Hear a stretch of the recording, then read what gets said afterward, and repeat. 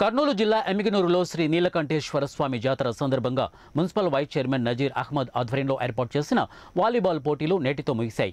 గెలుపొందిన విజేతలకు YCP senior నాయకుడు ఎర్రకోట జగన్మోహన్ రెడ్డి చేతుల మీదుగా బహుమతులు అందజేశారు.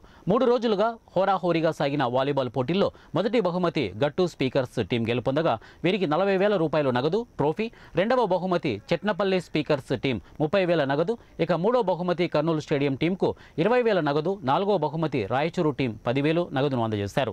అనంతరం జగన్మోహన్ రెడ్డి మాట్లాడుతూ ప్రతి సంవత్సరం జాతర సందర్భంగా ఇలా పోటీలు నిర్వహించడం ఆనవాయితీ. క్రీడాకారుల ప్రతిభ బయటపడుతుందని అన్నారు. పోటీల్లో గెలుపోటములు సహజమని, ఆటలో పాల్గొనడం ముఖ్యమని అన్నారు. ఈ కార్యక్రమంలో బాబా ఖాన్, విక్రమ్, రఘు, సూరజ్, గౌడ్, నర్సప్పలు తదితరులు పాల్గొన్నారు.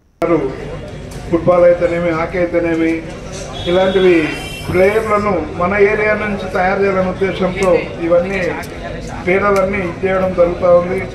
ఇక్కడ ఫుట్బాల్ కూడా మా అబ్బాయి ఆధ్వర్యంలో బ్రహ్మాండంగా జరుగుతున్నాయి.